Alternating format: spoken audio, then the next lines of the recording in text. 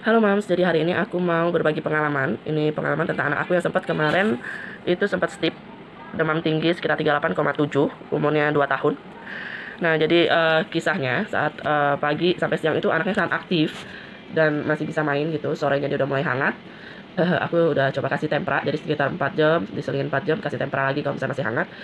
Dan terakhir kasih obat jam 12 malam.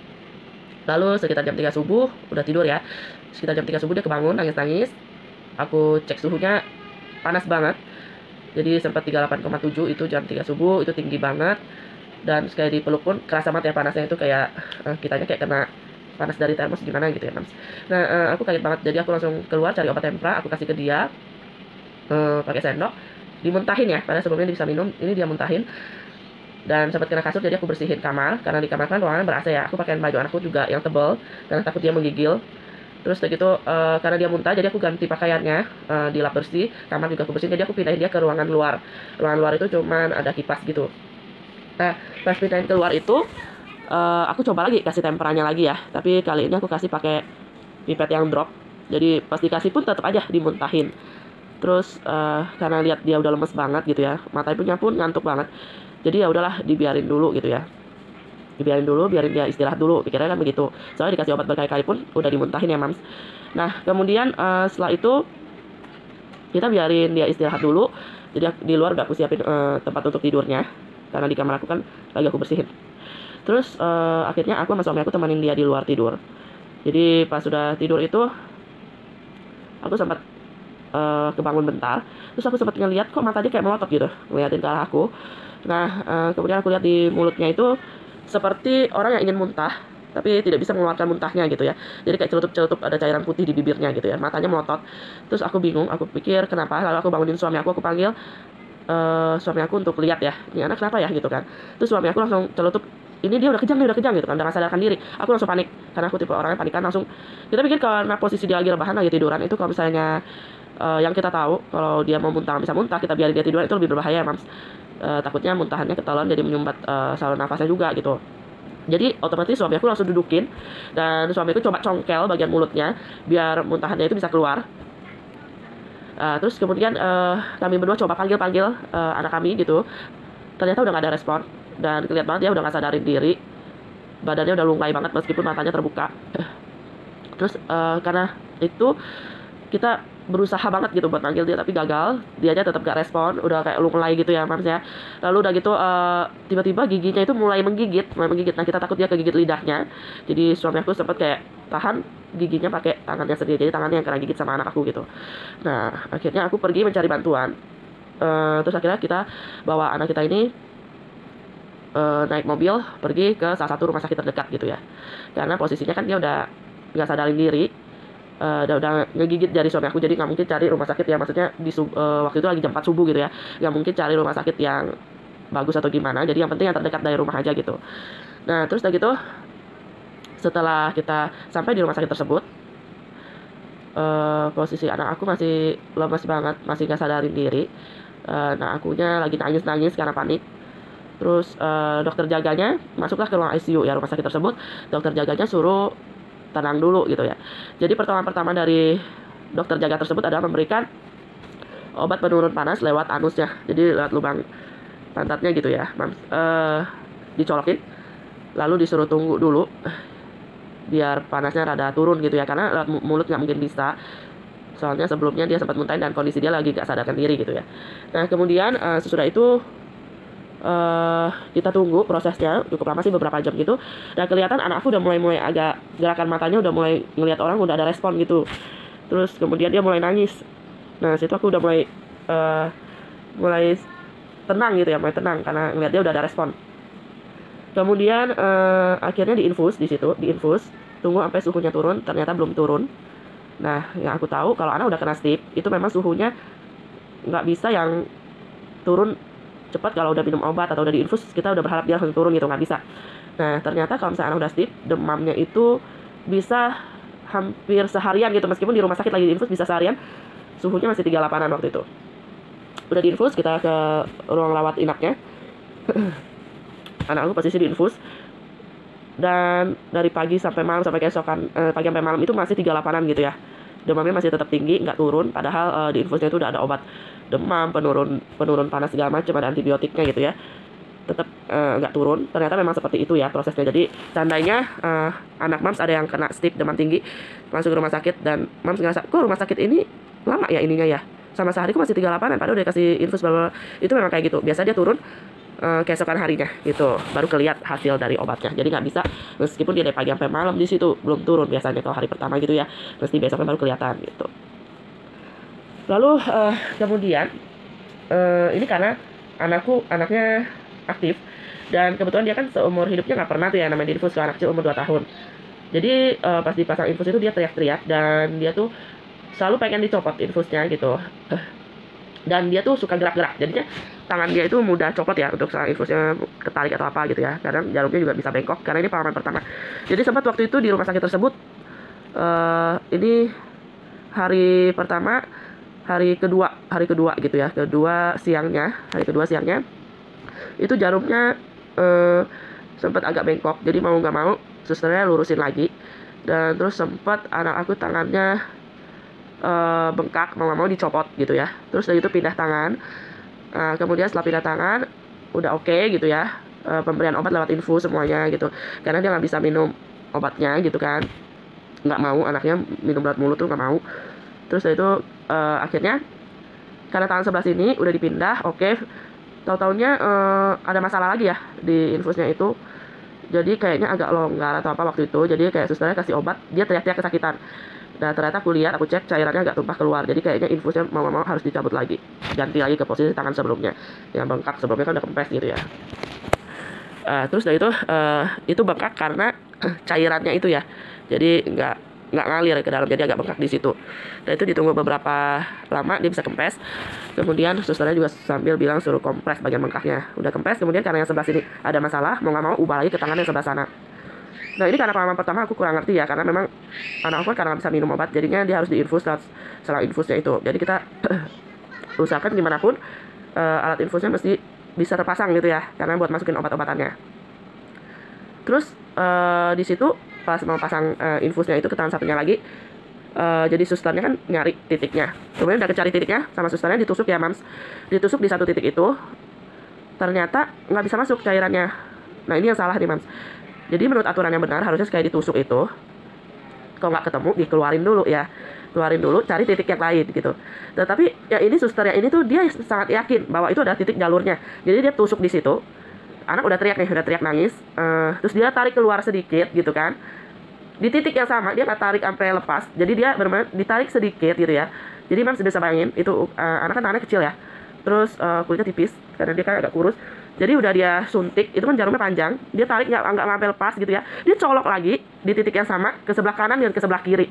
Itu anak teriak banget, cuman karena pengalaman pertama aku sama suami ya, jadi kita pikir ini suster lagi berusaha nyari titik infusnya, dan memang obatnya mesti masuk melalui infus. Jadi kita yakin sama tenaga medis di rumah sakit tersebut. Jadi kita liatin mereka. Nah ini salahnya kita sih, harusnya kita stop.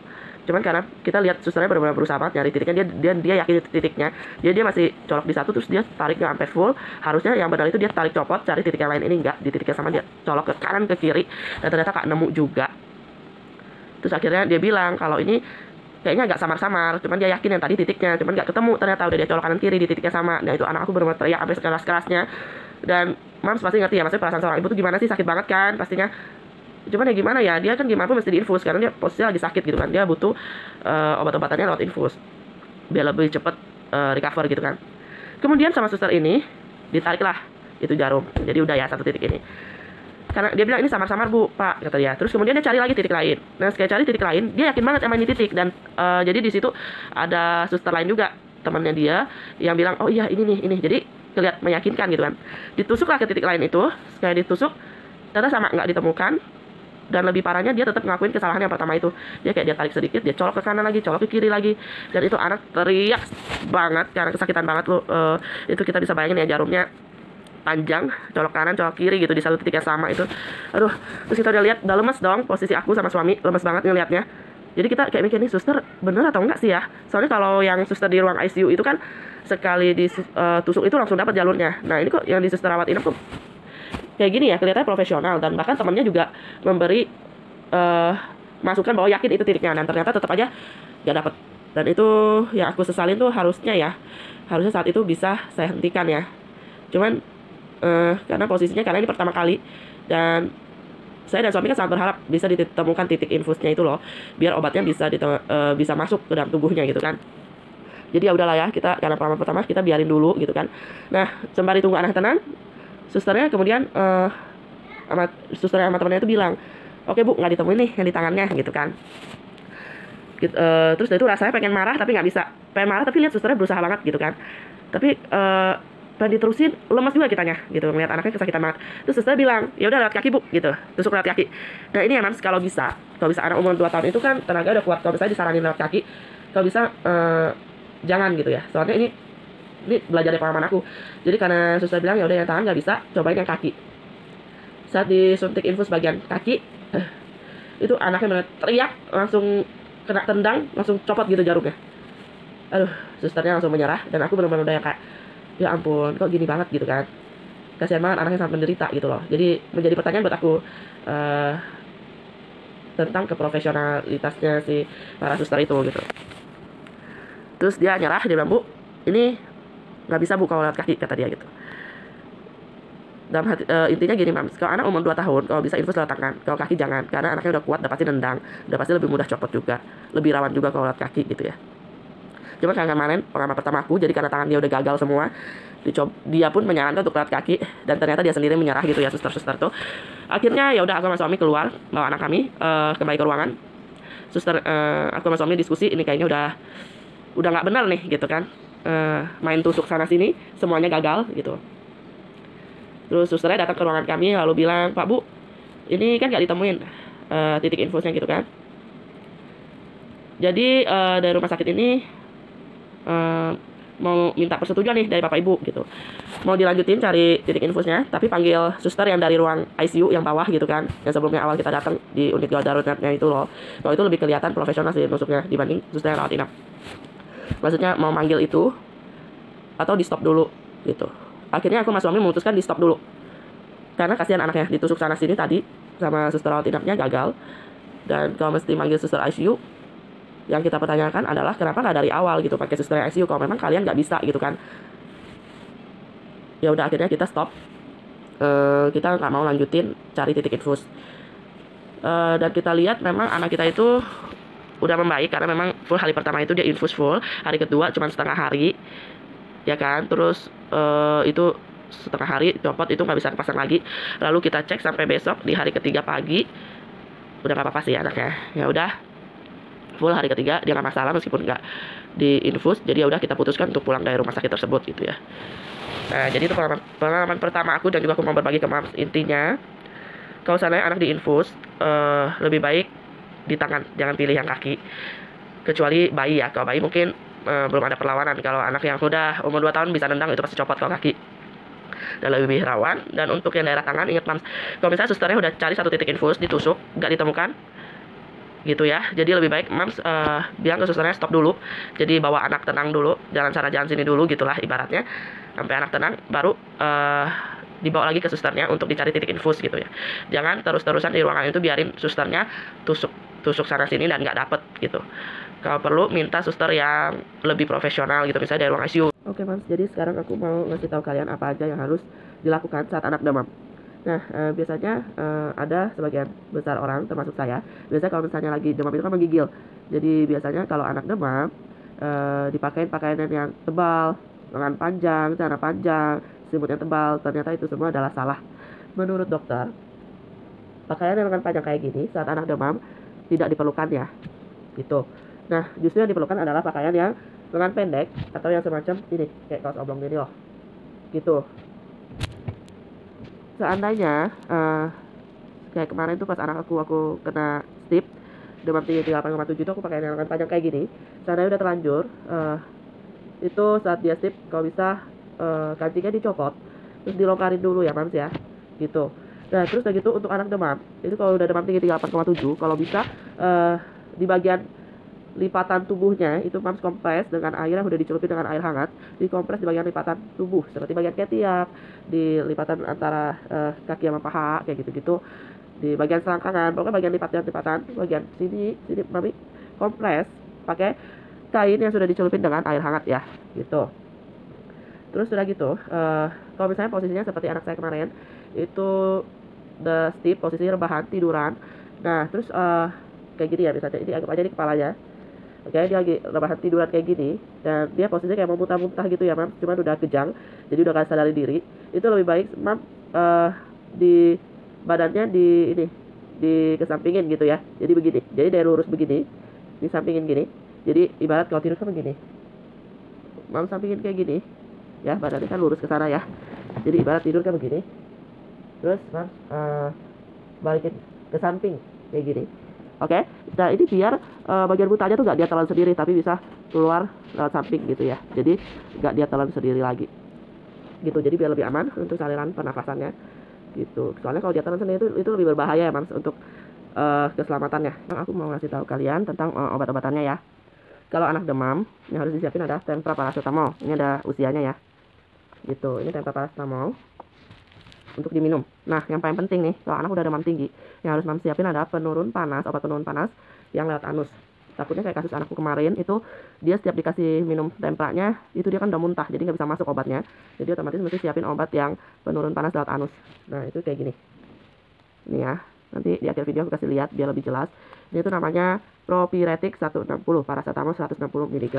Gitu. Jadi ini lebih praktis, jadi tinggal dicolok lewat anusnya ya, gitu, dimasukin lewat lubang pantatnya gitu, untuk obat penurun panasnya. Jadi seandainya anaknya udah mulai muntah-muntah, setiap dikasih minum obat lewat mulut, jadi otomatis mesti lewat anus gitu.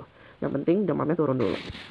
Lalu seandainya anak udah terlanjur kejang nih, udah terlanjur stip, itu dari dokter anaknya kemarin bilang kalau seandainya udah ada riwayat stip sebelumnya, jadi untuk kelaknya mesti dijaga sampai dia usia kurang lebih 5-6 tahun gitu ya, mesti kita jaga karena bisa terulang stipnya gitu. Jadi sekali dia demam, untuk di kemudian hari itu langsung dikasih obat demam sama obat kejang gitu. Meskipun dia nggak kejang saat itu, misalnya kayak kasus anakku sebelumnya udah ada riwayat stip nih, panas tinggi 38,7.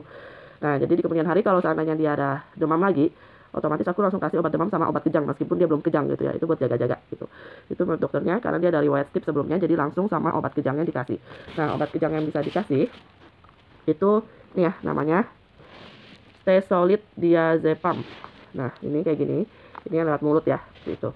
Nah, seandainya anak tiba-tiba mengalami kejang lagi gitu ya, mengalami kejang lagi, dan otomatis gak bisa minum obat kejang lewat mulut. Oke, jadi mesti siapin ya, maksudnya obat kejang yang lewat anusnya. Ini ada namanya Nozepaf 10 diazepam. Ini kayak gini. Untuk lebih jelasnya nanti aku kasih lihat di akhir video ya untuk obat-obatannya. Nah, ini jadi kalau anak udah terlanjur kejang gitu ya, Mams, otomatis dia nggak bisa minum obat dari mulut lagi seperti kataku. Otomatis harus siapin obat ini. Jadi ini pas dia kejang, ini dicolokin lewat anusnya gitu ya, di lubang pantatnya gitu. Jadi ini obat kejang. Nah, untuk ini mesti disimpan di dalam kulkas ya, mesti dalam keadaan dingin gitu ya. Gitu. Semoga video aku ini bermanfaat dan bisa membantu Mams di luar sana yang mungkin mengalami kejadian yang sama. Intinya jangan panik, siapin obat-obat yang tadi aku sebutin. Cara penanganan pertamanya juga intinya kalau panas tinggi masih dikompres suhu badannya pakai kain dengan air hangat, bajunya kalau bisa dilonggarin, pakai baju yang jangan terlalu tebal. Lalu siapin obat-obat tadi, bukan cuma obat yang untuk diminum tapi juga yang lewat anusnya gitu ya. Itu buat jaga-jaga seandainya anak muntah dan tidak bisa lewat mulut lagi gitu. Dan jangan lupa di like dan di subscribe ya, Mams. Oke, terima kasih.